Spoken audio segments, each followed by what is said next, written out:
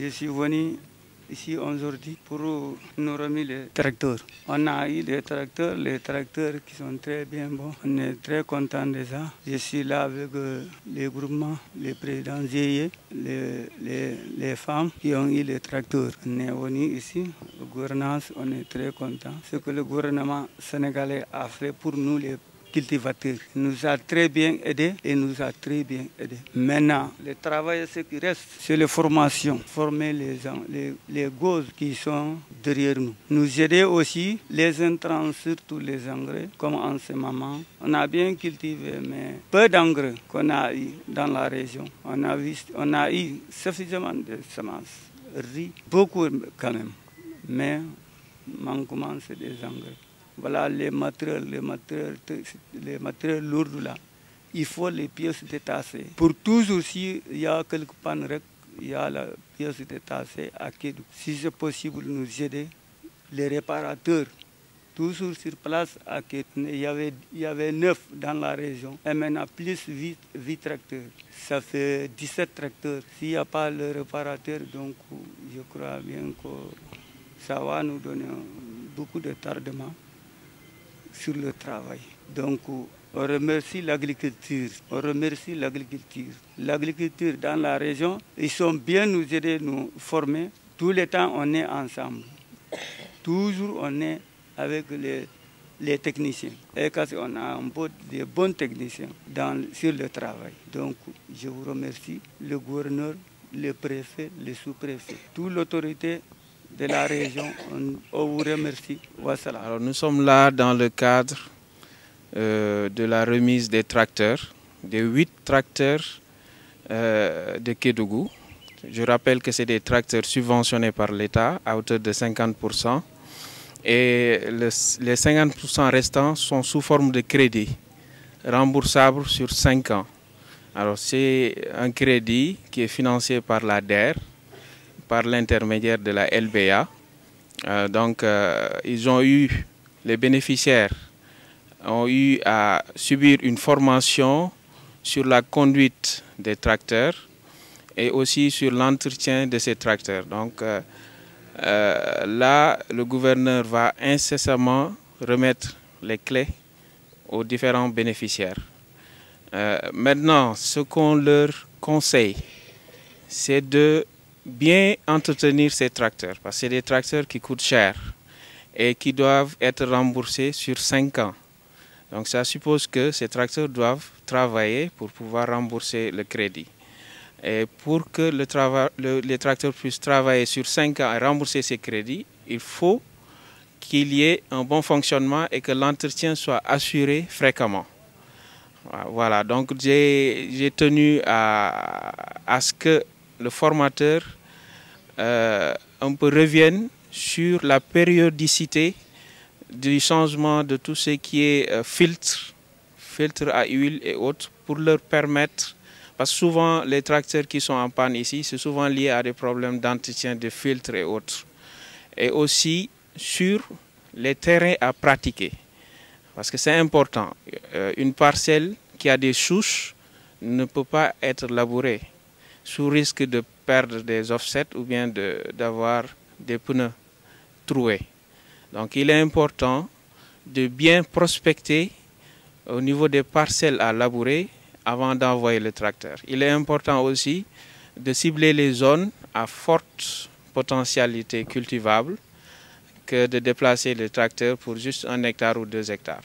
Donc c'est des techniques de tenue du tracteur, mais aussi de gestion qu'il faudra appliquer.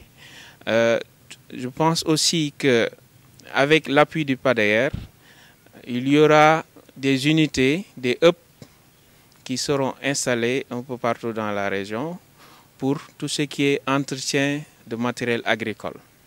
Donc de ce côté-là, il n'y aura pas d'inquiétude.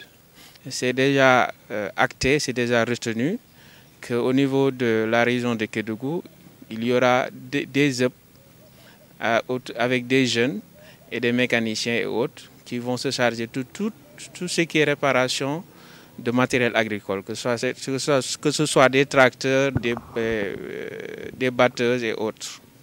Voilà. Donc c'est pour l'entretien du matériel, mais aussi pour la prestation de services. Voilà.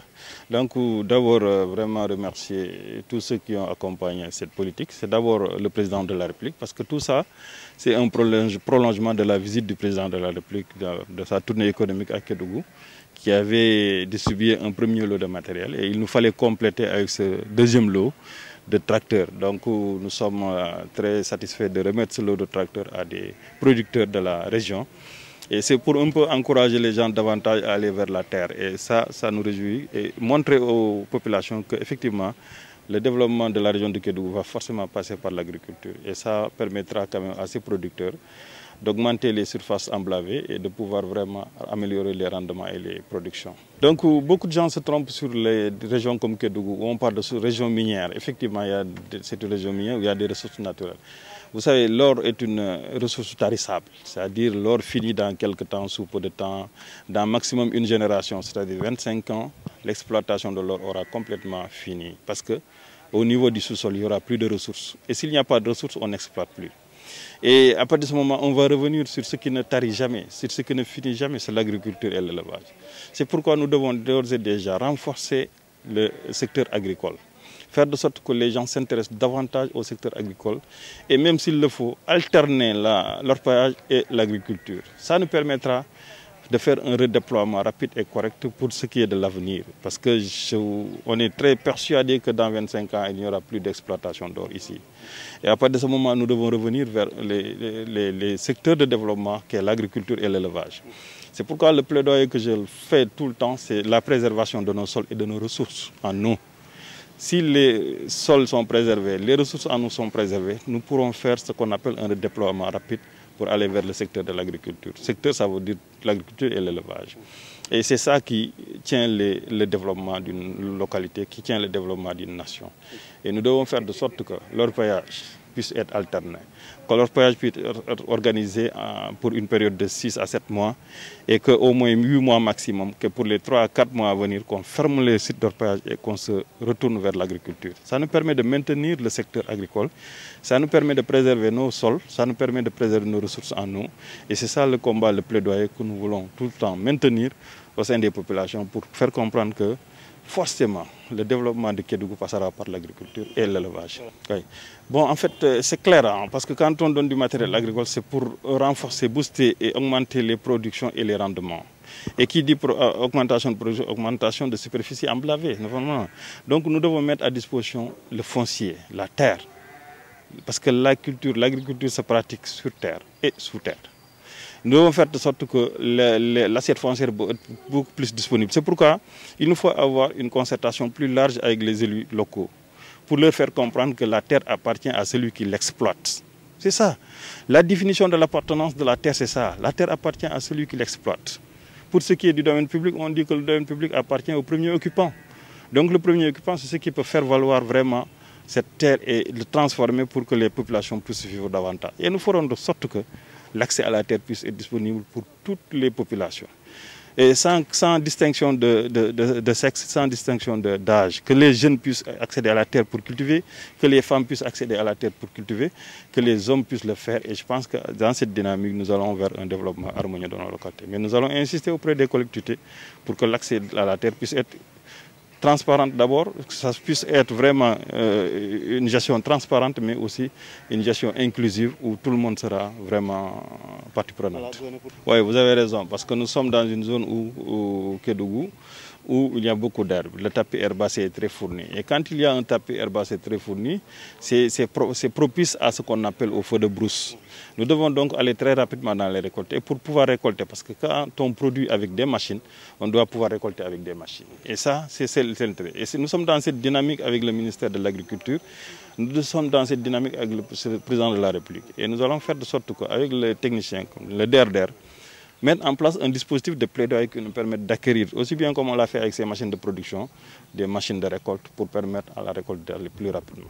Mais encore, aller dans le sens de ce qu'on appelle les cultures fourragères, pour que l'entrepreneur agricole puisse allier les. Parce que l'entrepreneur agricole, c'est celui qui s'exerce dans l'élevage et dans l'agriculture. Et ce sont ces deux qui permettent vraiment d'asseoir ce qu'on appelle le secteur agricole, de permettre aux populations de vivre de leur activité.